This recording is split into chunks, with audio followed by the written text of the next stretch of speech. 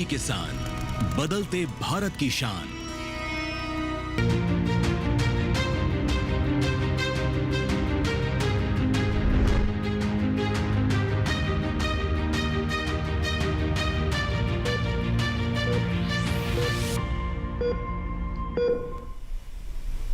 नमस्कार, स्वागत है आपका स्वस्थ किसान में। मैं हूं अंचल सिंह। आज का स्वस्थ किसान बहुत विशेष है क्योंकि आप सभी जानते हैं कि आज हम अंतर्राष्ट्रीय योग दिवस मना रहे हैं। योग की अगर हम बात करें तो आज के समय में अंतर्राष्ट्रीय स्तर पर इसकी लोकप्रियता लगातार बढ़ती जा रही है और यूनाइटेड नेशन ने इसे अंतर्राष्ट्रीय डे के तौर पर भी घोषित किया। और हम सभी जानते हैं कि 2015 से 21 जून को हर साल हम अंतर्राष्ट्रीय योग दिवस मनाते हैं। इस दिन को मनाने के पीछे एक मकसद ये भी है कि योग को लेकर जागरूकता फैलाई जाए और ज़्यादा से ज़्यादा लोग योग को अपने जीवन में शामिल कर सकें। योग न सिर्फ एक साधना है बल्कि हमें एक जीवन की शैली भी सिखाता है। कैसे कई बीमारियों में योग कारगर है और किस तरीके से इसे अपने जीवन में शामिल कर हम एक तंदुरुस्त जीवन जी सकते हैं और अपने मानसिक स्वास्थ्य को भी और दुरुस्त कर सकते हैं। तो आज के स्वस्थ किसान में हम अब बात करेंगे योग पर। तो आइए नजर डालते हैं आज के विषय पर। तो आज का हमारा विषय है, जैसा कि हमने कार्यक्रम की शुरुआत में बताया, योग रखे निरोग। कैसे किस तरह से आप योग को अपने जीवन में शामिल करें, कौन कौन से योग आसन हैं जिन्हें आप कर सकते हैं और किन बातों का ध्यान रखना आवश्यक है ताकि योग का पूरा लाभ आपको मिल सके। अगर आपके कोई सवाल हैं या फिर इस विषय पर कुछ और जानकारी हासिल करना चाहते हैं और जानना चाहते हैं कि कैसे योग को आप अपनाएं, तो आप हमें कॉल करें हमारे टोल फ्री नंबर पर और हमें आप ईमेल भी कर सकते हैं अपने सवाल। तो सबसे पहले टोल फ्री नंबर नोट कर लें, 1800-113060, 1800-113061। टोल फ्री यानी इस पर आपका कोई शुल्क नहीं लगेगा। फ़ोन उठाएं और हमारा नंबर लगाएं और हमारे कार्यक्रम में आज आप शामिल हों, अपने सवाल हम तक पहुँचाएँ। आप चाहें तो हमें ईमेल भी कर सकते हैं। हमारा ईमेल ID आप नोट कर लें, swasthkisanlive2024@gmail.com। यहाँ पर दर्शकों को बता दें कि चाहे वो आपके ईमेल्स हो या फिर आपकी कॉल्स हो, सब कुछ हम कार्यक्रम में लाइव यहाँ पर शामिल करेंगे। और आपके सभी सवालों के जवाब देने के लिए हमारे साथ बहुत ही विशेष मेहमान हैं जो कि अगले 1 घंटे तक हमारे साथ कार्यक्रम में रहेंगे और योग से जुड़े हुए जो भी आपके सवाल हैं उनका जवाब हम लेंगे। हमारे साथ डॉक्टर सुरक्षित गोस्वामी जी हैं। सर, बहुत बहुत स्वागत है कार्यक्रम में। आप योग गुरु एवं योग प्रशिक्षक हैं। और हमारे साथ दूसरे मेहमान हैं डॉक्टर विनय कुमार भारती, योग चिकित्सक, मोरारजी देसाई राष्ट्रीय योग संस्थान, दिल्ली से। सर, आपका भी कार्यक्रम में बहुत बहुत स्वागत है। धन्यवाद। तो आगे बढ़ें और आपके सवाल है उससे पहले हम जानते हैं कि आज हमारे केंद्रीय कृषि एवं किसान कल्याण मंत्री शिवराज सिंह चौहान ने पूसा में जब कृषि वैज्ञानिकों और किसानों के साथ योग किया तो उसके बाद कैसे लोगों को प्रेरित किया कि वो भी योग को अपने जीवन में शामिल करें। कैसे योग हमारी प्राचीन धरोहर है और इसे आज के समय में हमें और आगे ले जाने की आवश्यकता है। क्या कहा उन्होंने, आइए सुनते हैं। सभी देशवासियों को और पूरे विश्व के सभी भाई बहनों को अंतर्राष्ट्रीय योग दिवस पर हार्दिक बधाइयां, शुभकामनाएं। मैं सब योग गुरुओं को प्रणाम करता हूं, महर्षि पतंजलि सहित, जिन्होंने योग जो संपूर्ण जीवन स्वस्थ और प्रसन्न रहकर जीने की कला और विज्ञान है का प्रचार प्रसार किया है। और विशेषकर प्रधानमंत्री श्रीमान नरेंद्र मोदी जी को हृदय से, अंतरात्मा से बहुत बहुत धन्यवाद। ये उन्हीं के प्रयास है जिसके कारण योग आज पूरे विश्व में पहुंचा है और विश्व योग दिवस आज मनाया जा रहा है। फिट इंडिया, हम सब स्वस्थ रहें, प्रसन्न रहें, इसके लिए योग जरूरी है, क्योंकि शरीरम आद्यम खलु धर्म साधनम, शरीर के माध्यम से ही हम सारे काम करते हैं। पहला सुख निरोगी काया, और योग इसकी गारंटी है कि हम कम से कम शरीर को स्वस्थ रखने के लिए, मन को प्रसन्न रखने के लिए, बुद्धि को प्रखर बनाने के लिए और आगे अगर बढ़ें तो आत्मा को परमात्मा से मिलाने के लिए हम योग जरूर करें। एक दिन नहीं, रोज योग करें। कम से कम 20 मिनट आसन और 20 मिनट प्राणायाम हम जरूर करें, तो आप स्वस्थ रहेंगे, प्रसन्न रहेंगे आपके जीवन का जो लक्ष्य आपने तय किया है उसको आप ठीक से प्राप्त कर सकेंगे। फिर बहुत बहुत शुभकामनाएं, बधाई, धन्यवाद। तो केंद्रीय मंत्री ने सभी को आज के दिन की शुभकामनाएं दी हैं और साथ ही धन्यवाद किया है सभी योग गुरुओं का, जिन्होंने एक नई राह खोली है अच्छे स्वास्थ्य की तरफ और वो लगातार हमारा मार्गदर्शन कर रहे हैं। और ऐसे ही दो विशेष मेहमान हमारे साथ स्टूडियो में भी मौजूद हैं, जो कि आज के विषय पर हमें और विस्तार से जानकारी देंगे और आपके भी सवालों के जवाब देंगे। आगे बढ़े उससे पहले एक विशेष रिपोर्ट हमने आपके लिए तैयार की है, आइए वो देखते हैं।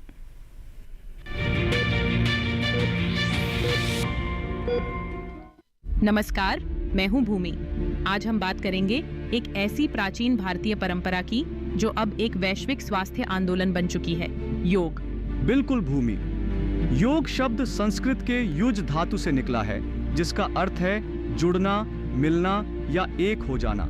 यह जुड़ाव केवल शरीर और मन का नहीं, बल्कि आत्मा और ब्रह्मांड के बीच का भी होता है। सही कहा कृष। योग केवल आसनों तक सीमित नहीं है, बल्कि यह विचार और क्रिया में संतुलन, मन और शरीर की एकता, संयम और तृप्ति तथा मानव और प्रकृति के बीच सामंजस्य की प्रक्रिया है। यह वास्तव में स्वास्थ्य के प्रति समग्र दृष्टिकोण अपनाने का माध्यम है। और इसी विचार को वैश्विक स्तर पर पहचान दिलाने में अहम भूमिका निभाई हमारे प्रधानमंत्री श्री नरेंद्र मोदी जी ने। उनके प्रयासों से संयुक्त राष्ट्र महासभा ने 21 जून को अंतर्राष्ट्रीय योग दिवस के रूप में घोषित किया। संयुक्त राष्ट्र ने माना कि योग स्वास्थ्य और कल्याण के लिए संतुलनकारी और समग्र दृष्टिकोण प्रदान करता है। बिल्कुल कृष, यह एक स्वास्थ्य क्रांति की शुरुआत थी, जहां इलाज से ज्यादा जोर रोकथाम पर दिया जाने लगा। आयुष मंत्रालय द्वारा कराए गए अध्ययन बताते हैं कि योग मधुमेह, हृदय रोग, कैंसर से उबरने और वृद्धजन की देखभाल में बेहद उपयोगी है। और आज अंतर्राष्ट्रीय योग दिवस को 10 साल पूरे हो चुके हैं। बीते एक दशक में योग एक वैश्विक आंदोलन बन चुका है, जिसने लाखों लोगों को शारीरिक, मानसिक और आध्यात्मिक रूप से जोड़ा है। इसलिए कृष, योग को एक शारीरिक गतिविधि नहीं, बल्कि एक जीवन शैली के रूप में अपनाना जरूरी है। यह न सिर्फ शरीर को स्वस्थ बनाता है, बल्कि जीवन में संतुलन और जागरूकता लाता है। संयुक्त राष्ट्र का भी मानना है कि व्यक्तिगत कल्याण और वैश्विक स्वास्थ्य आपस में इतने जुड़े हैं कि उन्हें अलग करना मुश्किल है।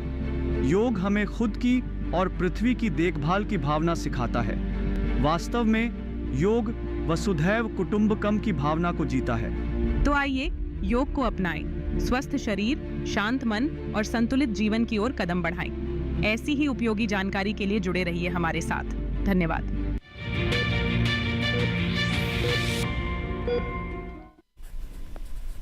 तो बिल्कुल अभी आपने रिपोर्ट देखी और हमने योग के बारे में कई सारे बातें इस रिपोर्ट के माध्यम से आपको बताने का प्रयास किया। योग की खास बात यह है, योग का अर्थ ही है जोड़ना, यानी कैसे आप अपने मन से जुड़े, अपने तन को और सशक्त करें। आत्मा का परमात्मा से मिलन भी बताया जाता है कि अब योग अगर एक साधना के तौर पर करते हैं तो उस स्तर तक पहुंच सकते हैं। चलिए अब बातचीत की शुरुआत करते हैं। सर, सबसे पहले मैं बात करूंगी कि आज जो इस बार हम योग दिवस मना रहे हैं उसकी थीम है एक पृथ्वी एक स्वास्थ्य के लिए योग।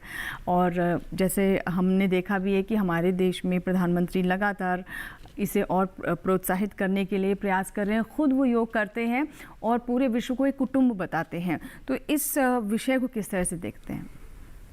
असल में योग का अभ्यास जब व्यक्ति करने लगता है तो उसको लगता है कि शरीर में, उसके मन में, उसके विचारों में, उसके भाव में परिवर्तन आना शुरू हो गया है। तो जब योग अंतर्राष्ट्रीय ख्याति प्राप्त हुआ 2014 के बाद में, तो उसके बाद लोगों ने एक बहुत ही बढ़ चढ़कर इसमें हिस्सा लिया। और जब उन्होंने पाया कि अरे वाह कितना परिवर्तन उनके स्वास्थ्य पर आ रहा है, तो उन्होंने उसका प्रचार किया। और प्रचार किया तो धीरे धीरे काफिला बढ़ता चला गया। और आज हम देखें योग एक बहुत ही विशाल रूप से अपनाया जा रहा है, क्योंकि योग का अभ्यास करते ही प्रभाव पड़ना सुनिश्चित है। जैसे हम पानी पीते हैं, प्यास मिट जाती है ना, भोजन करते हैं, भूख मिट जाती है, नींद लेते हैं, आराम आ जाता है।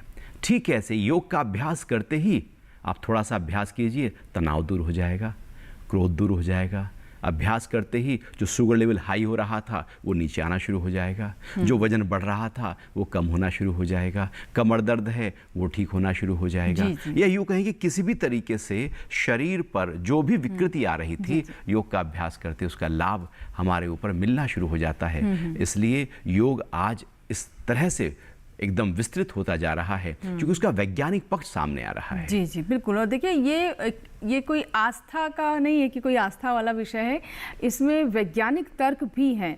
और इसके लिए हमने देखा है कि योग के लिए हमें कोई उस तरह से प्रचार प्रसार करने की आवश्यकता नहीं पड़ी।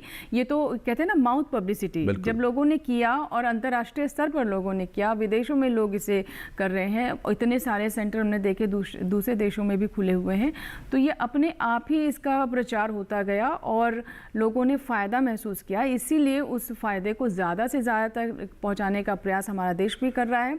अब सर मैं आपसे जानना चाहूँगी डॉक्टर विनय, अगर हम योग की बात करें तो एक तो बात हुई जैसे सर ने कहा कि आप मानसिक और शारीरिक रूप से स्वस्थ रहते हैं, लेकिन हम ये भी जानते हैं कि हमारे यहाँ जो इलाज की पद्धतियाँ हैं, विभिन्न पद्धतियाँ हैं, आयुर्वेद भी है, कहते हैं कि ये दोनों एक दूसरे के पूरक हैं और ये हमें एक संपूर्ण रूप से जीवन जीने की शैली सिखाता है। जी, योग और आयुर्वेद ये आपसी संबंधित विषय हैं और योग के प्रथम अधिकारी प्रारंभिक समय में स्वस्थ व्यक्ति ही हुआ करते थे क्योंकि योग सारतः साधना विद्या थी। धीरे धीरे समय के साथ परिवर्तन हुआ। स्वास्थ्य उन्नति और समृद्ध स्वास्थ्य के साथ साथ जो पिछला लगभग 2 या 3 दशक है जिसमें योग एक चिकित्सा पद्धति के रूप में स्थापित हुआ है, हम सभी ने ये देखा है कि विभिन्न प्रकार के मानसिक विकार जैसे तनाव, कुंठा, चिंता, अवसाद या फिर मनोशारीरिक विकार या जीवन पद्धति के अनियमित होने से जितने प्रकार के विकार हैं, इन सभी के प्रबंधन में योग बड़ा लाभकारी सिद्ध हुआ है। अनेक अनुसंधानों से भी इस बात को प्रमाणित किया गया है वैश्विक स्तर पर और प्रयोग के आधार पर भी जनमानस ने अनुभव किया है। आज अभी माननीय कृषि मंत्री जी ने जिस बात को उद्घाटित किया, ये बड़ी कमाल की बात है। उन्होंने अर्वाचीन जो अभी वर्तमान स्थिति है उसका तो संदर्भ लिया ही, लेकिन उन्होंने शुरुआत महर्षि पतंजलि से की। जी जी। योग विज्ञान एक समृद्ध विज्ञान है और विज्ञान की परिभाषिक शब्दावली अलग अलग हो सकती है। योग स्वयं स्थापित विज्ञान है और महर्षि पतंजलि ने 200 ईसा पूर्व में जो बात लिखी आज भी वो उतनी ही प्रासंगिक है। ये कमाल की बात है। जी। और अंतर्राष्ट्रीय योग दिवस 2025 में आज 3.01 लाख लोगों ने एक साथ आंध्र प्रदेश के विशाखापत्तनम में 28 किलोमीटर के लंबे रास्ते पर योग अभ्यास करके और आज अंतर्राष्ट्रीय योग दिवस पर लगभग 22 विश्व रिकॉर्ड स्थापित हुए हैं। जी। तो हम इस समृद्ध पूरी योग यात्रा को देखते हैं तो इसमें स्वास्थ्य भी है, साधना भी है और चिकित्सा के रहस्य भी छिपे हैं, इसलिए योग प्रासंगिक है। बिल्कुल। तो जैसा कि आपने बताया, स्वास्थ्य भी है, साधना भी है और चिकित्सा के भी गुर इसमें छिपे हुए हैं, रहस्य छिपे हुए हैं और इन्हीं रहस्यों को और विस्तार से और इनका लाभ हमारे सभी दर्शक उठा सके, ये हमारा प्रयास है। इस बीच एक दर्शक जुड़े हैं, आइए बात करते हैं। राकेश जी हैं जिन्होंने हमें कॉल किया है। हेलो। हेलो नमस्कार। जी नमस्कार राकेश जी। आप पहले टेलीविजन म्यूट कर लीजिए। हाँ जी। जी आप बताइए क्या सवाल है आपका। मैम मेरा ये सवाल है कि डेली रूटीन में योग की कौन कौन सी विभिन्न शैलियाँ कर सकते हैं और मैम वेट लॉस के लिए हम कौन कौन सा योग कर सकते हैं। जी जी, वजन घटाने के लिए डॉक्टर सुरक्षित वो निर्भर करता है कि वजन बढ़ा हुआ है तो उसके साथ कोई और समस्या तो नहीं, कमर दर्द तो नहीं, हाई बीपी तो नहीं, शरीर किस तरह से कार्य कर रहा है। मोटापा केवल अपने आप एक बीमारी नहीं होती, उसके साथ कुछ और भी बीमारी साथ साथ आ जाती हैं। तो यदि आसपास आपके कोई योग चिकित्सक हों तो उनके पास आप जाएं और उनसे अच्छी तरह से सीखें और समझें, क्योंकि हम कह सकते हैं कपालभाति क्रिया बड़ी लाभकारी है, अग्निसार क्रिया बहुत लाभकारी है, खड़े होकर कटी चक्रासन, ऊर्ध्व हस्तोत्तानासन, लेटकर उत्तान पादासन, पवन मुक्तासन, और उल्टा लेटकर आप धनुरासन कर सकते हैं या नहीं कर सकते। बैठकर चक्की चालन का अभ्यास किया जा सकता है। यदि थायराइड ग्लैंड डिस्टर्ब हुआ है तो उज्जाई प्राणायाम किया जा सकता है। ये पहले हमें देखना होगा कि वजन किस कारण से बढ़ रहा है। हार्मोन्स इम्बैलेंस तो नहीं हो गए हैं, तो हार्मोन्स इम्बैलेंस है तो पहले उनको बैलेंस करना होगा। लेकिन आप योग का अभ्यास करना शुरू कर दीजिए, वजन आप पाएंगे धीरे धीरे अपने आप ही कम होता चला जाएगा। और यदि चिकित्सक है तो बहुत अच्छी बात है। जी, जैसा कि आपने सुरक्षित जी कहा कि योग अभ्यास वैसे ही करना शुरू कर दें, लेकिन जो कुछ ऐसे आसन हैं हो सकता है उनका प्रभाव पूरा ना मिले या फिर विपरीत ना पड़े, अगर और कोई आपको समस्या है तो इसलिए अगर आप सही व्यक्ति से, किसी गुरु से कंसल्ट कर लेंगे तो आपको अधिक लाभ होगा और जो समस्या है वो दूर भी हो जाएगी और जो आप जिस उद्देश्य से करना चाहते हैं उसकी भी पूर्ति हो। हमारे साथ एक दर्शक हैं, आइए उनसे बात करते हैं। हेलो हेलो, नंद स्वरूप मिश्रा जी हमारे साथ जुड़ गए हैं। सर, स्वागत है आपका। जी बताइए।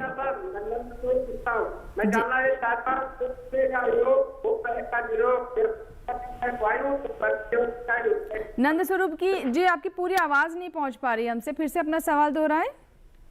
मैं जानना ये चाहता हूँ कि तो करने का योग तो पैरन योग अगर होगी तो हमारी लक्ष्य हो क्या मैंने कौन सा योग है और कौन सभी योग नहीं करना है करना।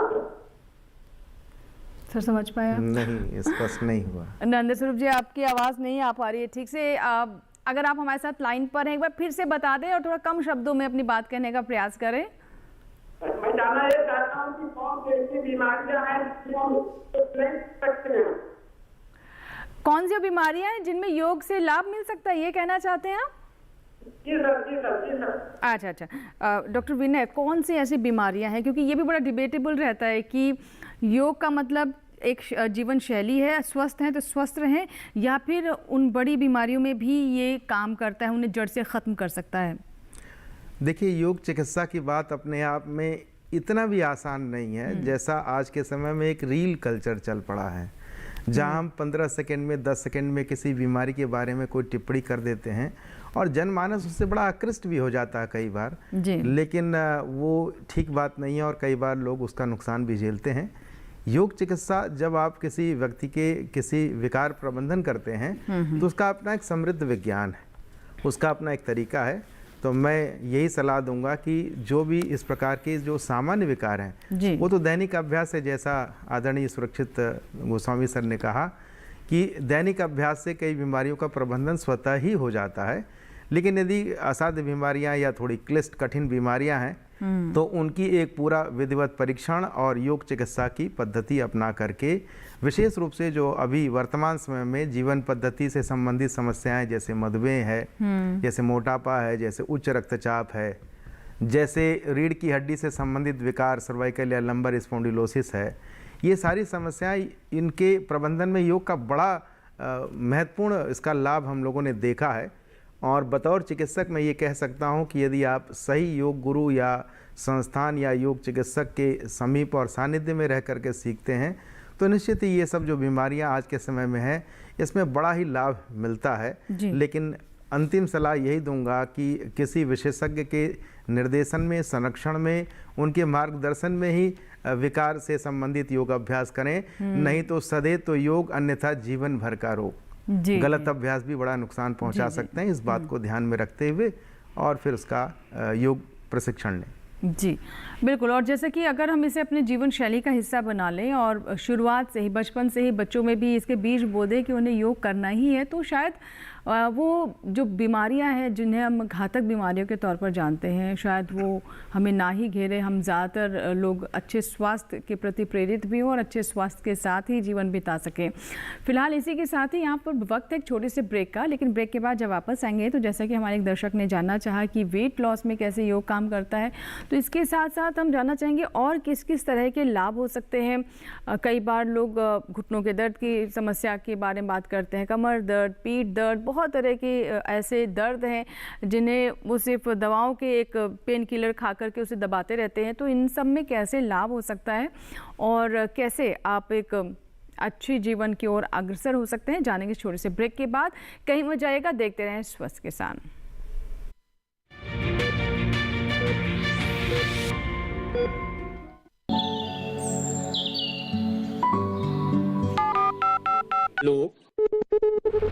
कार्यक्रम के पहले कॉलर जुड़ गए हैं उनका साथ। इस बीच हमारे पास कुछ ईमेल्स भी आए हैं। सवाल पूछिए अपना। में जो मकान पैदा करेगी इनमें कौन सी सावधानी बरतनी है? गर्म इलाकों के लिए आप HRM 99 इनसे आप कुछ फल ले सकते हैं। जैस्मीन के पेड़ पे जैस्मिन उसको पूरी खुली धूप चाहिए। फसल में कीट लगा हो या कोई बीमारी, पशुपालन में हो कोई दिक्कत या चाहिए कोई जानकारी, फोन उठाइए, नंबर मिलाइए और कहें हेलो किसान। सोमवार, बुधवार और शुक्रवार शाम 6 से 7 बजे सिर्फ डीडी किसान पर।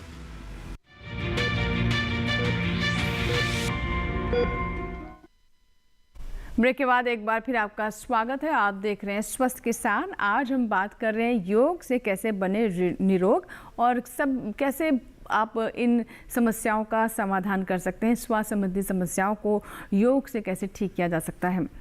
और आइए चर्चा को, एक हमारे साथ कॉलर है, आइए उनसे हम बात करते हैं। हेलो हेलो, राकेश जी हैं जिन्होंने हमें हिमाचल प्रदेश से कॉल किया है। जी बताइए।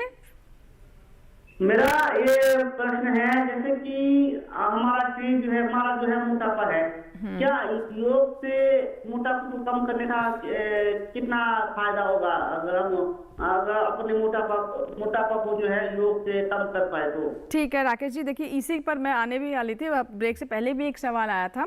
डॉक्टर सुरक्षित गोस्वामी जी, आपसे मैं जानना चाहूँगी कि एक हमारे मन में ये धारणा है और मतलब मैं तो कहूँगी कि ज़्यादातर लोग यही सोचते हैं कि अगर आपका वज़न ज़्यादा नहीं है, आप दुबले पतले हैं तो आप स्वस्थ हैं और फिर आपको कुछ करने की आवश्यकता नहीं है। तो ज़्यादातर लोग स्वास्थ्य को वज़न बढ़ने या वज़न घटने तक ही सोच पाते हैं। योग इसके बारे में क्या कहता है? असल में आंखों से जो दिखता है केवल व्यक्ति वही देख रहा है। वजन उसकी आंखों से दिख रहा है, शरीर के अंदर के ऑर्गन्स नहीं दिख रहे हैं।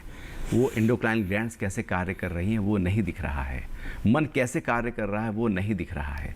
तो वजन दिख जाता है, इसलिए व्यक्ति सबसे पहले वजन को फोकस करने लगता है। और वैसे भी मोटापा जब बढ़ता है शरीर में तो उसका प्रभाव शरीर के बहुत सारे अंगों पर प्रतिकूल पड़ना शुरू हो जाता है। बहुत सारी बीमारियों की जड़ मोटापा हो जाता है। अब यह भी बात है कि जैसे आपने पूछा कि क्या मैं अपने मोटापे को कम कर सकता हूं, तो पहली बात आपके खान पीन कैसा है। आप दिनचर्या में कितना भोजन किस रूप में कर रहे हैं, कितना गारिष्ठ है, कितना मीठे का सेवन है, भोजन ज़्यादा मात्रा में तो नहीं है, बार बार तो नहीं है। तो भोजन को ध्यान देना होगा। कई बार हमारा गलत आहार ही हमारे मोटापे का कारण बनकर खड़ा हो जाता है और आहार को ठीक करते ही वजन कम भी होने लगता है। तो अपने भोजन को ध्यान दें, अपनी रात की नींद को ध्यान दें, अपने मन की अवस्था को ध्यान दें। मन बड़ा पॉजिटिव होना चाहिए, खूब पानी पिएं, पेट खुलकर साफ होना चाहिए, कब्ज की शिकायत आपकी नहीं होनी चाहिए और हल्के फुल्के अभ्यास रोज आप करना शुरू कर दीजिए। तो मैं विशेष आसन की बात नहीं कर रहा हूं, लेकिन जो भी आपको लगता है कि आप सहजता से उन अभ्यासों को कर सकते हैं, बस करना शुरू कर दीजिए। शरीर का हिलना डुलना, आगे झुकना पीछे झुकना जैसे ही शुरू होगा, बॉडी एनर्जी बैलेंस होना शुरू हो जाएगी और जो वजन थोड़ा बढ़ रहा है वो कम होना शुरू हो जाएगा। भोजन को आपने ध्यान दे दिया है और फिर आपको लगता है कोई आसपास आपके चिकित्सक मिल गए हैं जो अच्छी तरह से आपको योग सिखा सकते हैं, तो उनसे भी आप मिल लीजिएगा। आपके वो उम्र के हिसाब से, सामर्थ्य के हिसाब से, रोग के हिसाब से वो आपको बताएंगे कि विशेष कौन से आसन हो सकते हैं, कौन से प्राणायाम हो सकते हैं जो लाभकारी होंगे। जी, और मुझे लगता है कि योग को इस तरीके से प्रचारित करना कि ये वज़न घटाने का एक माध्यम है, ये मेरे ख्याल से पूरी बात कहना नहीं होगा। ये आप लेकिन वजन तो घट जाता है, लेकिन वजन के साथ साथ योग के और बहुत सारे फायदे हैं जो कि दूसरी चीज़ों में, दूसरी पद्धतियों में शायद नहीं है। हमारे साथ एक दर्शक है राजनाथ जी हैं जिन्होंने हमें आजमगढ़ से कॉल किया है। आइए उनका हम सवाल ले लें। राजनाथ जी, स्वागत है स्वस्थ किसान में, बताइए क्या प्रश्न है। जी मैम, ये कह रहे हैं जैसे मेरे जो बच्चे हैं वो रात में ड्यूटी करते हैं, जैसे कोई नाइट शिफ्ट, ठीक है। हाँ जी जी, तो अब वो सो करके अब वो उठते हैं 6 बजे 7 बजे तक ड्यूटी खत्म होता है, उसके बाद वो सोते हैं तो कोई 2 बजे कोई 3 बजे। तो इस कंडीशन में जब जागे तभी सवेरा के आधार पे योगा करना है कि खाली सुबह ही योगा करना होता है? बहुत अच्छा सवाल है सर, आप जवाब देना चाहेंगे डॉक्टर विनय? जी, देखिए, सबसे पहली बात है कि ये विकल्प हमारा है कि हमने अपने कार्य के लिए कौन सा समय चुना है। कई बार हमारी वो बाध्यता भी होती है, उसको भी स्वीकार करना है। तो निश्चित रूप से जो अनुशंसित है, जो रिकमेंडेशंस है, जो सबसे ज़्यादा लाभकारी अभ्यास है वो तो प्रातःकाल ही है, इसमें कोई संदेह है नहीं। और प्रातःकाल में सर किस समय? प्रातःकाल यदि सूर्योदय के पहले कर सके तो योगियों का समय वही है, ब्रह्म मुहूर्त। और लेकिन मैं एक बात विशेष रूप से ये कहना चाहता हूँ कि कुछ ना करने से 1000 गुना अच्छा है कि जब आपको समय मिले तब योग अभ्यास, यानी जब जागे तभी सवेरा, जैसे उन्होंने जिससे बात शुरू की। जी। तो ना करने से तो बहुत बेहतर है। और योग के इतने अभ्यास हैं कि आप अलग अलग समय में भी उसको कर सकते हैं। तो अब आज हम लोग अंतर्राष्ट्रीय योग दिवस पर जो सबसे विशेष बात मैं आपसे साझा करना चाहता हूँ कि एक कॉमन योग प्रोटोकॉल, भारत सरकार ने एक कॉमन योग प्रोटोकॉल करके योग का एक 45 मिनट का अभ्यास डिज़ाइन किया है, जिसको पूरे विश्व ने आज किया है। और ये प्रोटोकॉल में वो योग प्रैक्टिसेस है जो मिनिमम कह सकते हैं कि रिस्क पर की जा सकती हैं। तात्पर्य यह है कि सभी लोग इसका अभ्यास कर सकते हैं और इसीलिए इसको लिखा है जन सामान्य के लिए योग अभ्यासक्रम। सर ये कहाँ देख सकते हैं जो दर्शक हमारे जिन्होंने नहीं देखा, मान लीजिए लाइव टेलीकास्ट, वो कहाँ इसे ढूंढ सकते हैं? जी, आयुष मंत्रालय की वेबसाइट पर इसके पूरे प्रोटोकॉल, इसकी अलग अलग भाषाओं में, क्षेत्रीय भाषाओं में इसके वीडियो अवेलेबल हैं, उसको देख सकते हैं, पढ़ सकते हैं और सीख सकते हैं। और सबसे बड़ी बात यह है कि जो एक बड़ा जन समूह है जो योग के बारे में बड़ा उत्सुक है, जैसा आपने कहा कि लोग किसी बीमारी विशेष से ही योग को जानने की कोशिश करते हैं। बतौर चिकित्सक मैं एक बात और कहना चाहता हूँ, शरीर की जितनी भी बीमारियाँ हमें पता है उसका 1000 गुना मन की बीमारियाँ हैं जी। और मन पर काम बड़ा ज़रूरी है, क्योंकि मन के हारे हार है, मन के जीते जीत, ये सब कहावतें जो बात है वो मन की ताकत और सामर्थ्य को ही बताती हैं। तो मन पर काम योग करता है और विशेष रूप से करता है और दूसरी विधाओं से बेहतर तरीके से कार्य करता है। चाहे वह महर्षि पतंजलि कहते हैं योग अश्चित्त वृत्ति निरोधः, चित्त के वृत्तियों का नियंत्रण करिए, आत्मा अवलोकन करिए, स्वरूप स्थिति को समझिए, या चिकित्सा की भी बात करें यदि हम, तो ये योग अभ्यास हमें आत्म अवलोकन, स्वस्थ होने की उसी प्रक्रिया की ओर आगे ले जाता है। जी बिल्कुल, आपने बहुत अच्छी बात बताई। मन के हारे हार, मन के जीते जीत, यानी अगर मन आपका मजबूत है, स्वस्थ है, तो वो आपके तन पर भी दिखाई देगा। इसलिए योग एक ऐसी विधा है जो आपको बताता है कि आप मन पर भी काम करें, साथ ही साथ सिर्फ वेट लॉस या जैसे कि हमारे एक दर्शक हैं सिर्फ वहीं तक सीमित नहीं है, जैसे कुछ कॉल्स भी आए। एक दर्शक है, आइए उनका हम सवाल ले लेते हैं। हमारे साथ फ़ोन लाइन पर जुड़े हुए हैं। हेलो, नरेंद्र जी हैं पूर्णिया बिहार से। नरेंद्र जी, मुझे सुन पा रहे हैं आप? जी बताएं, सवाल बताइए। जी, हम पूछ रहे हैं योग करना चाहते हैं, कोलेस्ट्रॉल अगर बढ़ा हुआ हो तो उसके लिए कौन सा योग किया है? कोलेस्ट्रॉल अगर बढ़ा हुआ है तो ठीक है सर, ये मुझे लगता है बहुत आम समस्या है, ये तो बहुत कॉमन होती जा रही है। जी डॉक्टर, कोलेस्ट्रॉल बढ़ा है तो सबसे पहले अपने भोजन पर ध्यान दें।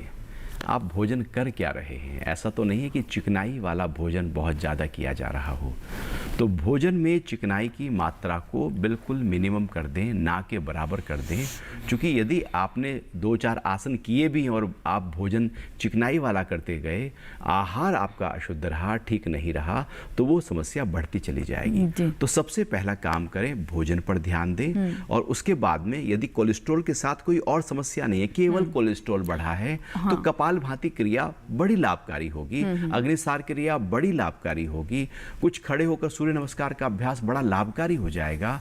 लेटकर आप उत्तान पादासन कीजिए, कटी चक्रासन कीजिए, पवन मुक्त आसन कीजिए, आप उल्टा लेटकर भुजंग आसन कीजिए, मंडूक आसन का अभ्यास आप कीजिए, फिर आप उज्जाई प्राणायाम कीजिए, भस्त्रिका का अभ्यास कर लीजिए, भ्रामरी का अभ्यास कर लीजिए। तो ये अभ्यास है जो आपके बढ़े हुए कोलेस्ट्रॉल को कम करने में मदद करेंगे। और फिजिकल एक्टिविटी को जितना बढ़ा सकते हैं उतना बढ़ाएं, मन को जितना शांत रख सकते हैं, पॉजिटिव रख सकते हैं, प्रसन्न रह सकते हैं, उतना रहिए। क्योंकि जितना मन तनाव से भरा होता है उसका प्रभाव भी आपके हृदय के ऊपर और कोलेस्ट्रॉल के ऊपर आने लगता है। तो साइकोसोमैटिक डिजीज भी है, मनोकायिक भी है, तो मन को भी ध्यान दें, भोजन को भी ध्यान दें, शरीर के व्यायाम को भी ध्यान दें। समान रूप से जब आप सब चीज़ों पर ध्यान देंगे तो उसका प्रभाव जरूर होने लगेगा। फिर मैं बार बार ये कहना चाहूँगा कि आसपास यदि कोई योग चिकित्सक है तो उससे सलाह जरूर ले लीजिए। जी। क्योंकि आप बीमारी की बात कर रहे हैं, चिकित्सा की बात कर रहे हैं। जैसे डॉक्टर के पास आप जाते हैं और वो कोई दवाई लिखते हैं, अपने आप दवाई नहीं खा लेते, ठीक ऐसे ही योग के भी डॉक्टर हैं, योग के भी चिकित्सक हैं, वो आपको बताएंगे शरीर को कैसे आगे पीछे झुकाना है, कैसे सांस लेना निकालना है। वो टेक्निक जब आप सीख लेंगे उसको आप घर में करते रहिएगा, फिर कोलेस्ट्रॉल क्या अन्य बीमारियां शरीर में पैदा ही नहीं होंगी, क्योंकि शरीर जो है वो ऊर्जा से बना है और योग के आसन उन्हीं ऊर्जाओं पर काम करते हैं, प्राणायाम उन्हीं ऊर्जाओं पर काम करके उनको बैलेंस कर देता है और जहाँ पर बीमारी पैदा हो रही थी वो बीमारी ठीक होने लगती है। बिल्कुल। और जैसा कि हमारे प्रधानमंत्री जी ने भी कहा है कि आप जो चिकनाई है उसे बस 10% कम कर दीजिए, यहाँ से कम शुरुआत कीजिए। उन्होंने एक राष्ट्रीय संदेश भी दिया है कि आप तेल को अपने भोजन में जो चिकनाई है उसको 10% कम करके देखिए, इससे कई तरह के लाभ होंगे। और जैसा कि डॉक्टर सुरक्षित जी ने भी यही हमें बताया कि आप क्या खा रहे हैं, आपका आहार कैसा है, उससे भी वॉच करना उतना ही आवश्यक है। फिलहाल यहाँ वक्त एक छोटे से ब्रेक का, लेकिन ब्रेक के बाद जब वापस आएंगे तो हम अलग अलग समस्याओं के लिए कौन कौन से आसन है जो कि योग बताता है वो भी बताएंगे। और साथ ही अगर आप पहली बार योग की शुरुआत करने की सोच रहे हैं, अभी तक आपने नहीं किया है, तो किन बातों का ध्यान रखना आवश्यक है। एक नया व्यक्ति जो योग करने जा रहा है उसे गुरु की तरफ से ये हम एक जानकारी देना चाहेंगे कि उन्हें किन बातों का ध्यान रखना चाहिए। फिलहाल छोटा सा ब्रेक, आप देखते रहे स्वस्थ किसान। आज हम बात कर रहे हैं योग कैसे बनाए निरोग।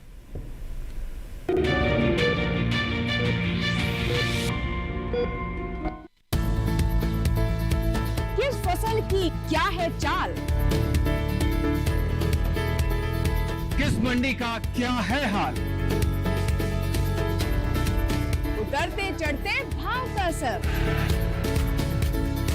आयात निर्यात का क्या है असर, कैसा रहेगा आगे बाजार, बताएंगे मंडियों के जानकार। देखिए मंडी खबर सोमवार से शनिवार शाम 5 बजे सिर्फ दूरदर्शन किसान चैनल पर।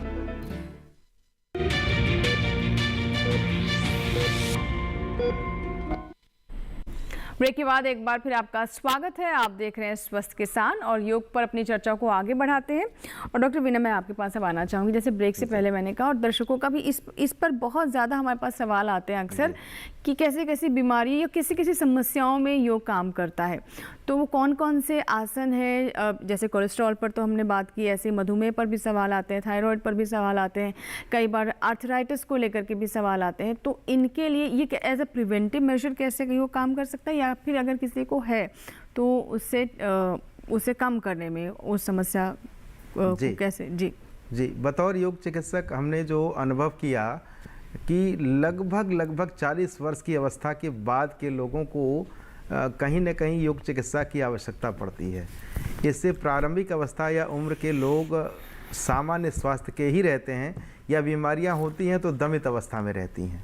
लेकिन संस्थान में भी बड़े पैमाने पर हम लोगों ने देखा, और ये बड़ी एक अलार्मिंग सिचुएशन है कि 40 साल के बाद हम विशेष रूप से योग के उन अभ्यासों से जुड़ें। वास्तव में योग जब हम नाम लेते हैं तो सिर्फ वो आसन की बात नहीं करते।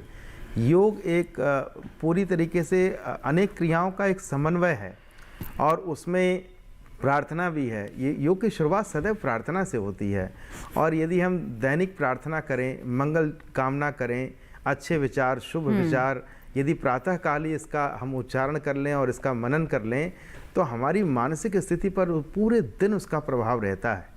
और जब मन स्थिति ठीक होती है तो शरीर, जाहिर बात है, उसी का अनुसरण करता है, शरीर भी स्वस्थ रहता है। और सिर्फ प्रार्थना तो भाव शुद्धि की बात हुई, लेकिन आंतरिक शुद्धि, क्योंकि प्रातःकाल उठने के बाद जिस प्रकार से हम दैनिक क्रियाएं करते हैं, स्नान आदि करते हैं, तो योग में कुछ ऐसे अभ्यास हैं जो शरीर को आंतरिक रूप से शुद्ध करते हैं, जिसे हम षटकर्म की क्रियाएं कहते हैं। ये क्रियाएं कम प्रचलित हैं, लेकिन इसका प्रभाव बहुत ज़्यादा है। विशेष रूप से जिस अभी बात चल रही थी वज़न ज़्यादा बड़े होने की, या ऐसे विकार जो पाचन विकार, जैसे गैस्ट्राइटिस है, जैसे कॉन्स्टिपेशन है, जैसे एसिडिटी है, जैसे बर्निंग सेंसेशन, या तो इस प्रकार के समस्याओं के लिए षटकर्म की क्रियाएं, कुंजल आदि तो बड़े विशेष और बड़े लाभकारी हैं। और नेति क्रियाएं, जिनको साइनोसाइटिस है, सांस लेने में दिक्कत है, या सांस छोटी है, या सर्दी जुकाम जल्दी होता है, नज़ला जुकाम, या फिर एलर्जी है, तो ऐसे लोगों के लिए नेति क्रियाएं, ये सटकर्म की क्रियाएं हैं जिनका प्रचार प्रसार थोड़ा कम है, लेकिन इसका लाभ बहुत ज़्यादा है। उसके बाद कहीं जाकर के यौगिक, सूक्ष्म और स्थूल व्यायाम की कुछ ऐसी क्रियाएं हैं जो पूरे शरीर के 48 अलग अलग हिस्से को क्रियाशील बना देती हैं। और तत्पश्चात जाकर के सूर्य नमस्कार आदि का अभ्यास, फिर समृद्ध आसन, आसनों की 84 लाख संख्या में से 50-60 आसन ऐसे जरूर हैं जो स्वास्थ्य उन्नत बनाने में सहयोग करेंगे, जो चिकित्सा में भी सहयोग करेंगे। और तब प्राणायाम, मुद्रा, बंद, कहने का तात्पर्य यह है कि एक पैकेज बनाना होता है। विशेष रूप से जब हम चिकित्सा की बात करें और स्वास्थ्य के लिए भी, तो योग के अलग अलग प्रयोग और आसन को समावेशित करते हुए यदि हम ऐसी दिनचर्या में बनाएं तो उसका एक ऐसा प्रभाव रहता है कि हम स्वास्थ्य भी अच्छा कर सकते हैं और बीमारी से प्रबंधन भी बहुत प्रभावशाली तरीके से हो जाता है। जी जी, एक कॉलर है, हृदय हैं, जिन्होंने मध्य प्रदेश के शाजापुर से हमें कॉल किया है। आइए बात करते हैं। हृदय जी, स्वागत है स्वस्थ किसान में, अपना सवाल बताइए। जी, सवाल बताएं।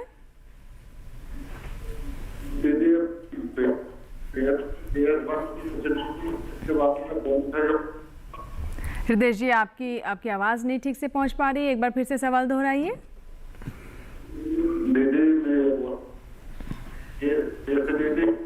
एसिडिटी, ठीक है, ठीक है। एसिडिटी, पेट में जलन आदि, गैस वगैरह की भी बहुत समस्या हम देखते हैं लोगों को होती है। जिस तरीके से लाइफस्टाइल बदल रहा है, खान पान भी काफ़ी बिगड़ रहा है, अगर ये कहें तो गलत नहीं होगा। डॉक्टर सुरक्षित क्या बताना चाहिए? खान पान की गड़बड़ी का ही रोग है। हमारा खान पान ठीक नहीं है। हम बहुत ज़्यादा मिर्च, मसाले, गारिष्ठ भोजन, ज़्यादा से ज़्यादा खाना खा लेते हैं।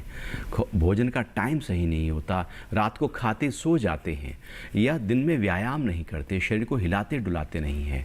नतीजा होता है हमारे पाचन तंत्र पर प्रभाव पड़ना शुरू हो जाता है और एसिडिटी पर उसका प्रभाव आता है। तो एसिडिटी यदि है तो आप हल्के फुल्के अभ्यास, जैसे शीतली और शीतकारी प्राणायाम का अभ्यास शुरू कर दीजिए, कोई नुकसान नहीं है उसमें। जैसे अभी डॉक्टर साहब बता रहे थे, कुंजल क्रिया बड़ी लाभकारी हो जाती है एसिडिटी में। लेकिन फिर भी एसिडिटी का रूप क्या है, ये बड़ा महत्वपूर्ण बात हो जाती है। उसके साथ कोई और समस्या तो नहीं है, हाई बीपी नहीं है, लोअर बैक पेन नहीं है, सब कुछ देखना होगा, तब हम कुंजल क्रिया को भी बताएंगे कि हाँ ये कर सकते हैं। फिर वही बात कि आप किसी विशेषज्ञ से मिलें, बिल्कुल, क्योंकि आप चिकित्सा कर रहे हैं तो शरीर के साथ आप खिलवाड़ ना करें ऐसा। लेकिन हल्के फुल्के अभ्यास तो आप कर ही लीजिए। हाँ, खान पीन पर आप जरूर ध्यान दें, क्योंकि हम खान पीन पर ध्यान नहीं देते। देखो, जीभ के 2 काम होते हैं। एक चीज है जीभ से बाहर निकलती है, एक चीज है जीभ से अंदर जाती है। शब्द बाहर निकलते हैं, भोजन अंदर जाता है। उल्टा सीधा बोलने से मन बीमार होता है, उल्टा सीधा खाने से तन बीमार होता है।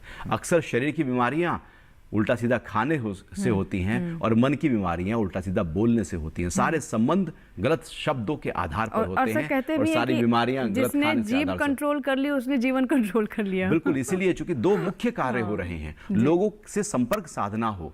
आज घर घर में झगड़ा इसी कारण से है, चूंकि उसने ऐसा कह दिया, उसने वैसा कह दिया। मतलब योग सिखा रहा है कि कैसे अपनी जिह्वा पर आप कंट्रोल करें, भोजन में भी और बोलने में भी। जी जी। तो यदि आपका भोजन ठीक है तो शरीर स्वस्थ रहेगा, और बोलना ठीक है तो मन स्वस्थ रहेगा। तो दोनों पर जरूर ध्यान दीजिएगा। और ये उस तरीके से भी कह सकते हैं कि सर, अगर आपका मन स्वस्थ रहेगा तो वैसे ही अच्छे शब्द ही, अच्छे विचार ही आपके मन जो में, आप अंदर हैं वही आप बाहर निकलते हैं। क्रोध से भरा हुआ व्यक्ति क्रोध के शब्द देगा, प्रेम से भरा हुआ व्यक्ति प्रेम के शब्द देगा। जो आप अंदर में हैं, जैसे ही आप बोलते हैं पता लग जाता है कि आप अंदर क्या हैं। जी। तो योग की साधना आपको अंदर से ठीक करती है, अंदर से आराम में लाती है, शांत करती है, अंदर से प्रफुल्लित कर देती है, प्रेम में ले आती है। फिर आपकी वाणी में वो सब प्रकट होने लगता है, क्योंकि आप अंदर से हल्के होते जा रहे हैं, स्वस्थ होते जा रहे हैं, निरोगी होते जा रहे हैं। योग के आसन, योग के प्राणायाम, योग की मुद्राएं, योग के ध्यान के अभ्यास आप करने तो शुरू कीजिए,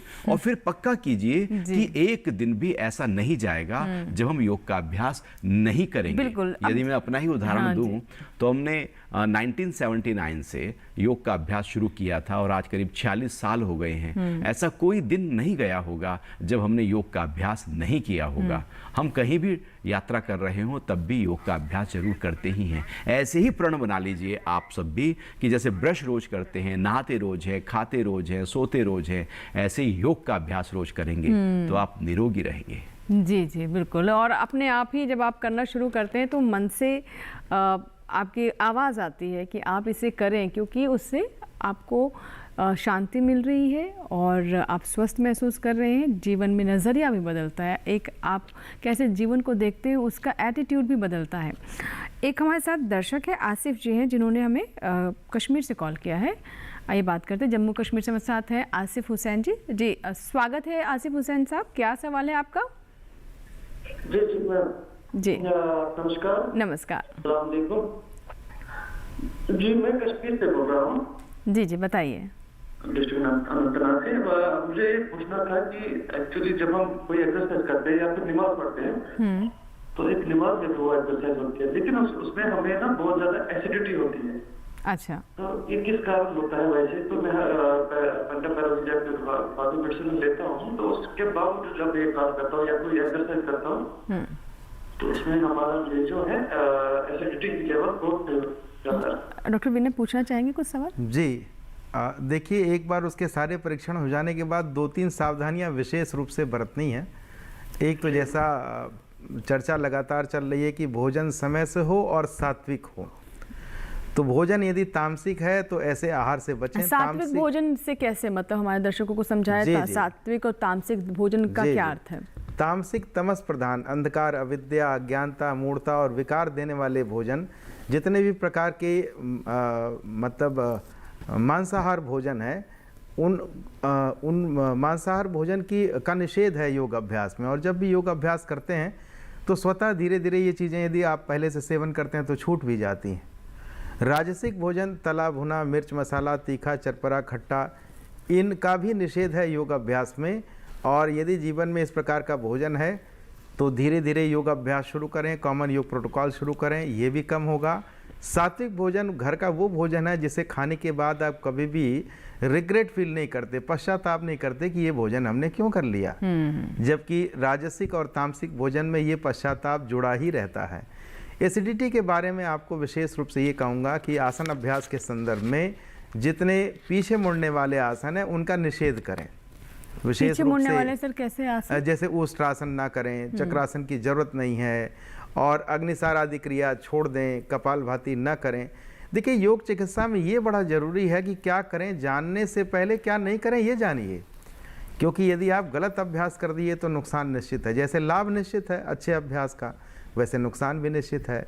तो पहले ये समझिए कि कौन से अभ्यास कंट्राइंडिकेटेड हैं, कौन से नहीं करने हैं, और तब जा कर के कौन से अभ्यास विशेष रूप से करने हैं।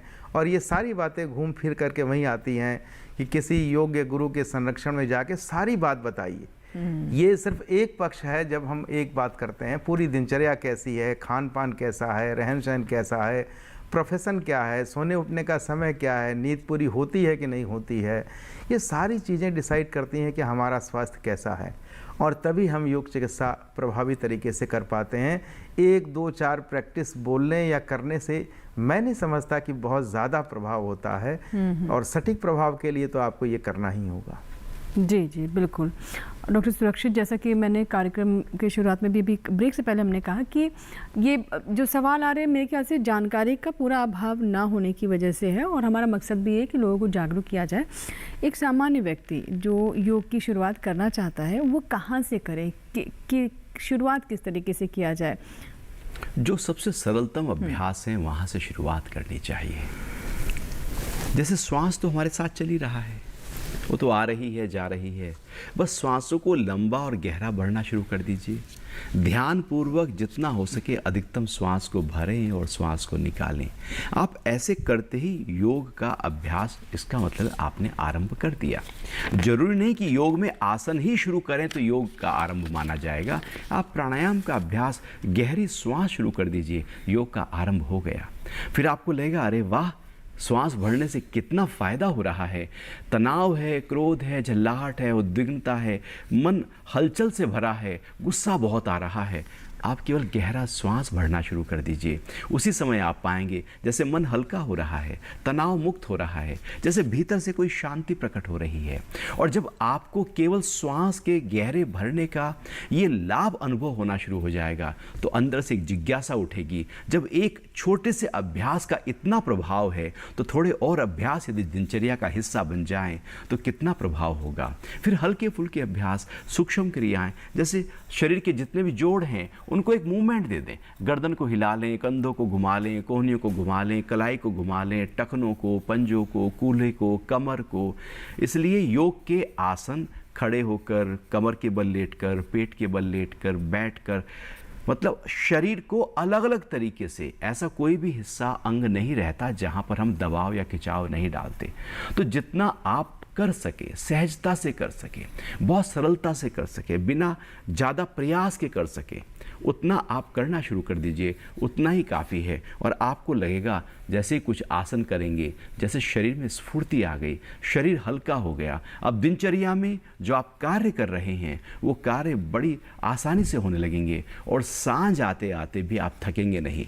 और कुछ प्राणायाम के अभ्यास, जैसे अनुलोम विलोम प्राणायाम है, दीर्घ श्वसन है, भ्रामरी प्राणायाम है, ओम का उच्चारण है, इतना आप कर लीजिएगा, उसका प्रभाव आपके मन के ऊपर पड़ना शुरू हो जाएगा, मन शांत होना शुरू हो जाएगा। तो शरीर को भी हम साध रहे हैं, मन को भी साध रहे हैं। तो ये बहुत ही सरल अभ्यास है, यहाँ से शुरू कर सकते हैं। जी चलिए, इसी के साथ ही हमें एक और छोटा सा ब्रेक लेना होगा और ब्रेक के बाद जब वापस आएंगे तो मन की बात हमने की, कुछ बातें अभी की हैं, लेकिन इसे और विस्तार से हम आप तक पहुंचाने का प्रयास करेंगे।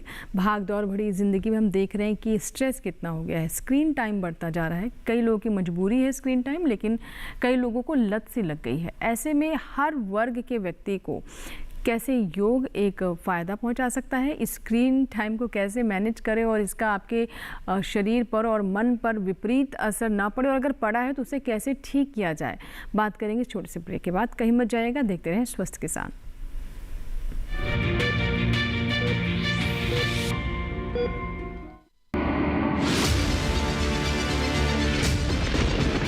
बारिश हो या हो तूफान, ओलावृष्टि या तापमान, या हो पर्यटक स्थलों का पूर्वानुमान, पाला हो या कोहरा हो, या हो वायु की गुणवत्ता, सबकी सटीक जानकारी, सबका सटीक विश्लेषण। देखिए हमारे साथ मौसम खबर में। मौसम खबर, देश के मौसम का सबसे तेज और सटीक विश्लेषण, रोजाना शाम 7:30 बजे डीडी किसान पर।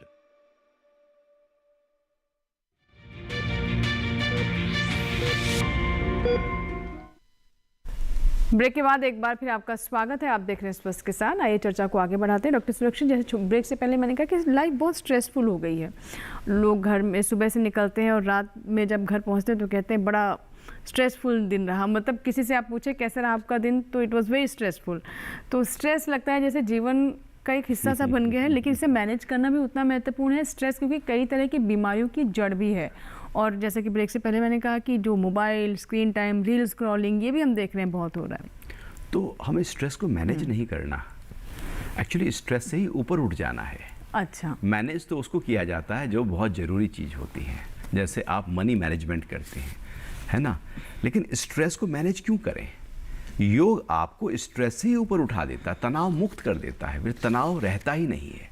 यदि आप केवल योग का सुबह के समय हल्के फुल्के अभ्यास करना शुरू कर दें और दिन भर श्वासों के साथ श्वासों को अनुभव करना शुरू कर दें, श्वास लेफ्ट नोस्ट्रल से आ रहा है या राइट से आ रहा है, श्वास शरीर में जब जा रहा है तो किस तरह से कार्य कर रहा है, क्या पेट बाहर की तरफ आ रहा है, अंदर की तरफ जा रहा है। जब भी मौका मिले अपने ध्यान को अपने श्वासों के साथ ले आएं, क्योंकि हर कार्य करते हुए श्वास तो चल ही रहे हैं। और जितना आप श्वासों के साथ जुड़ेंगे उतना मन शांत होने लगेगा, क्योंकि चले वाते चलम चित्तम। आपका जो मन है उसका जो मालिक है वो आपका प्राण है। प्राण जब अस्वस्थ होता है तो मन अस्वस्थ हो जाता है, जब मन अस्वस्थ होता है तो प्राण पर उसका प्रभाव पड़ता है। मन चूंकि सूक्ष्म है, पकड़ना मुश्किल है, प्राण थोड़ा स्थूल है, उसकी अभ्यास सहज है, सरल है, किए जा सकते हैं। तो हम प्राणों के माध्यम से, श्वासों के माध्यम से, उनके तरीके के माध्यम से अपने मन को शांत कर सकते हैं। और फिर आप काम के दौरान ही आराम का अनुभव करेंगे। ऐसा नहीं कि काम के बाद आराम है, काम करते हुए आराम है, क्योंकि आप अपने से जुड़े हैं। योग का मतलब है अपने से जुड़ जाना, और उसका मतलब यह नहीं है कि सुबह केवल आधा घंटा जुड़ना जी, बल्कि वो तो ऐसे ही है कि जैसे आधा घंटा आपने मोबाइल को चार्ज कर लिया, वो आपकी चार्जिंग पूरी हो गई, अब पूरा दिन उसको आप यूज़ कर रहे हैं। और फिर जब आपको लगता है कि नहीं चार्जिंग कम हो गई है, फिर से आप उसको रिचार्ज कर लें। तो ठीक इसी तरह से आप दिनचर्या में योग को अपना हिस्सा बनाएं, जब भी मौका मिले योग का अभ्यास करें, और जैसे जैसे आप भीतर से जुड़ते चले जाएंगे वैसे वैसे आपका स्क्रीन टाइम अपने आप कम होता चला जाएगा, क्योंकि मज़ा अंदर आ रहा है। अभी मज़ा हम स्क्रीन टाइम में देख रहे हैं, कहीं मोबाइल पर देख रहे हैं, क्योंकि अंदर का मज़ा नहीं है, अंदर का रस नहीं है, अंदर की खुशी नहीं है, अंदर का आनंद नहीं है, इसलिए कहीं बाहर ढूंढा जा रहा है। और जब अंदर का आनंद मिलेगा, अंदर की खुशी मिलेगी, तो बाहर क्यों तलाशेंगे उसको, जो मेरे पास है ही है। फिर जब आवश्यकता होगी तब मोबाइल का प्रयोग करेंगे, क्योंकि मोबाइल अभी मालिक बनता जा रहा है, हम उसके गुलाम बनते जा रहे हैं। आप मालिक बन जाएं, और जब उसकी ज़रूरत हो तब उसका प्रयोग करें, और ज़रूरत नहीं है तो उसका एडिक्शन ना करें कि बस आप बाथरूम में भी हैं तो भी मोबाइल साथ में है, हर काम करते हुए मोबाइल है, खाना खा रहे हैं तो मोबाइल है, रात को सोने से पहले सबसे लास्ट कार्य मोबाइल को देखना है, और सुबह उठने के बाद सबसे पहला कार्य मोबाइल को देखना है। मतलब ये ऐसे ही हो गया कि जैसे पहले रात को सोने से पहले भगवान को प्रणाम करते थे, सुबह उठने पर भगवान को प्रणाम करते थे, आज मोबाइल भगवान बन गया है। नतीजा हो गया है कि मन विकृत होता जा रहा है। और सर कहते भी हैं कि अब जब नींद में जा रहे हैं तो उससे पहले कम से कम 1 घंटा आप स्क्रीन से दूर रहें, और उठने के बाद भी 1 घंटे आप फ़ोन के बारे में ना सोचें, ना देखें, क्योंकि दिन की शुरुआत फिर उसी हिसाब से सत्वगुण आपका बढ़ा हुआ है, प्रकृति में सत्वगुण है, आप अपने आप को एक्टिव ना करें, उस सत्वगुण को अनुभव करें। अंदर का ठहराव है, शांति है, हल्कापन है, अपने साथ बैठे पूजा करें, ध्यान करें, पाठ करें, मंत्र जाप करें, योग का अभ्यास करें, वो अभ्यास करें जो आपको आपकी अवस्था से ऊपर उठा सके। तो सत्वगुण का आप उसका फ़ायदा लें, अन्यथा हम रजोगुण में चले जाते हैं, मोबाइल में जाकर अपने मन को जो ठहरा हुआ है उसको भगा देते हैं। दिन भर तो उसे भागना ही है, क्यों सुबह से भगाना शुरू किया। सुबह को तो आराम करें, क्योंकि सुबह का समय तो एक ताज की तरह होता है, जैसे सिर पे मुकुट है तो दिन का ताज है सुबह, उसको आप बहुत अच्छी तरह से एंजॉय करें, स्मरण करें उस परमात्मा का, शुक्राना करें उसका, और ध्यान दें अपने शरीर का। जी जी डॉक्टर विनय, आप जैसे सर ने अभ्यास की बात कही, तो हम देखते हैं कि आजकल बहुत सारे लोग ऐसे हैं जो योग को आगे ले जाने में अपनी भूमिका निभाना चाहते हैं, ना सिर्फ अपने स्वास्थ्य के लिए बल्कि जन जन तक पहुँचे और सही तरीके से पहुँचे, सही फॉर्म में पहुँचे। इसमें सरकार की तरफ से किस तरह के प्रयास है? अब मान लीजिए कोई व्यक्ति है जो हमें देख रहा है और वो चाहता है कि वो भी योग अभ्यास करे, योग गुरु बने, मैं अगर सही शब्दों में कहूँ, तो इसके लिए क्या किसी तरह के कोर्सेज है, कोई व्यवस्था है जो कि की गई है? जी, भारत सरकार अनेक मंत्रालय के माध्यम से ऐसे बहुत से कोर्सेज या पाठ्यक्रम चला रहा है जिसको आप ऑफलाइन या ऑनलाइन भी उसको अटेंड कर सकते हैं, उसको ज्वाइन कर सकते हैं। और इसको पूरा करने के बाद एक क्रम है, जैसे 1-1 महीने के छोटे कोर्स भी डिज़ाइन किए गए हैं। मैं मोरारजी देसाई राष्ट्रीय योग संस्थान, जो आयुष मंत्रालय का एक महत्वपूर्ण योग संस्थान है, उस संस्थान के बारे में ही आपको ये अवगत कराना चाहता हूँ कि 1-1 महीने के फाउंडेशन कोर्स इन योग साइंस इस नाम से पाठ्यक्रम है, जिसमें योग के आधारभूत अभ्यास ये ऑफलाइन भी अटेंड कर सकते हैं, और जो दूर दराज क्षेत्रों से है वो ऑनलाइन मोड से भी इस पाठ्यक्रम को कर सकते हैं। इसके अलावा 3 महीने 6 महीने के कोर्सेज, और योग अध्यापक या गुरु बनना है तो उसके लिए न्यूनतम योग्यता 1 साल का योग डिप्लोमा पाठ्यक्रम होना ही चाहिए। भारत सरकार ने अनेक विश्वविद्यालयों के माध्यम से ये पाठ्यक्रम जनमानस को उपलब्ध कराया है, आप वहाँ से भी कर सकते हैं। प्रयास ये करिए कि किसी भी अधिकृत संस्थान जो सरकार से प्रमाणित हो, वहाँ से यदि आप इस तरह का प्रोफेशनल कोर्स करते हैं तो आप अच्छे प्रोफेशनल बन सकते हैं। और योग सीखने के लिए भी बहुत सी ऐसी क्लासेस हैं, आपको जहाँ सुविधा लगे शुरुआत की ज़रूरत है। एक बार शुरुआत हुई, धीरे धीरे रास्ते अपने आप स्पष्ट होते जाते हैं। जी जी जी बिल्कुल। तो देखिए, हमने ना सिर्फ योग के लाभ के बारे में बताया, बल्कि आपको ये भी बताने का प्रयास किया, वो मार्गदर्शन किया गया है कि कैसे आप अगर योग का कोई कोर्स करना चाहते हैं तो वो भी कर सकते हैं। अब क्योंकि कार्यक्रम को समाप्त करने का समय है, तो डॉक्टर सुरक्षित जी, मैं आपसे जानना चाहूँगी, कुछ क्लोजिंग टिप्स हमारे दर्शकों को देना चाहेंगे, क्या कहना चाहेंगे, कोई संदेश? नहीं, योग का अभ्यास बस रोज करना शुरू कर दीजिए। आज 21 जून है, अंतर्राष्ट्रीय योग दिवस है। आपको एक संकल्प लेना है कि मैं योग का अभ्यास नियमित करूँगा। जितने आसन कर सकें, भले आप थोड़ा कर सकें लेकिन करें जरूर। थोड़ी देर आप प्राणायाम का अभ्यास करें और उसके बाद थोड़ी देर के लिए ध्यान में बैठ जाएं। आप पाएंगे आपका शरीर कुछ अलग तरीके से कार्य कर रहा है। आप पाएंगे आपका मन शांत हो रहा है। आप ये भी पाएंगे कि आपकी बुद्धि के निर्णय अब बेहतर हो रहे हैं, और साथ साथ यह भी पाएंगे कि आपके परिवार में जो सौहार्दपूर्ण वातावरण है वो तैयार हो रहा है, रिश्ते भी बेहतर हो रहे हैं। डॉक्टर विनय जी, हमारी परंपरा में चालीसा का महत्व है। बहुत से चालीसा हम करते हैं, तो क्यों ना हम योग चालीसा करें। योग चालीसा 40 दिन योग अभ्यास निरंतर करें। 41वें दिन से तो नियम अपने बन आप करने लगेंगे। जी जी। चलिए, योग चालीसा को अपनाइए। देखिए, हम हनुमान चालीसा करते हैं जब भय होता है, डर होता है, और अब योग चालीसा कीजिए तो जो शारीरिक समस्याएं हैं वो भाग जाएंगी, वो दूर हो जाएंगी। और इसी के साथ ही बहुत बहुत शुक्रिया आप दोनों मेहमानों का स्टूडियो में आने के लिए, हमारे दर्शकों का मार्गदर्शन करने के लिए, योग के बारे में इतनी अच्छी चर्चा करने के लिए बहुत बहुत धन्यवाद। तो ये था हमारा आज का स्वस्थ किसान। लेकिन अगर आपके कोई सुझाव हैं, आपको हमारा कार्यक्रम कैसा लगा ये बताना चाहते हैं, तो आप हमें ईमेल कर सकते हैं swasthkisanlive2024@gmail.com पर। अगर आप चाहते हैं किसी और विषय पर भी हम स्वस्थ किसान लेकर आए तो इसकी भी जानकारी आप हमें दे सकते हैं। और चलते चलते एक और जानकारी दे दें कि अगर आज का कार्यक्रम आप फिर से देखना चाहते हैं या फिर स्वस्थ किसान का दूसरा कोई एपिसोड देखना चाहते हैं, तो टेलीविजन स्क्रीन पर दिखाए जा रहे इस QR कोड को स्कैन करें और YouTube पर भी देखें स्वस्थ किसान। यहाँ लेंगे आपसे इजाज़त, और जैसा कि हमारे मेहमान डॉक्टर विनय जी ने कहा कि योग चालीसा अपना लीजिए, सभी समस्याएं दूर हो जाएंगी। तो हमें पूरी उम्मीद है कि हमारे दर्शक आज के इस कार्यक्रम के तुरंत बाद अगले दिन से ही इसे अपने जीवन का हिस्सा बना लेंगे। बहुत बहुत धन्यवाद आज का कार्यक्रम देखने के लिए। हमें पूरी उम्मीद है कि आज का स्वस्थ किसान आपको ज़रूर पसंद आया होगा। फिलहाल दीजिए इजाज़त, लेकिन आप बने रहें दूरदर्शन किसान के साथ। नमस्कार।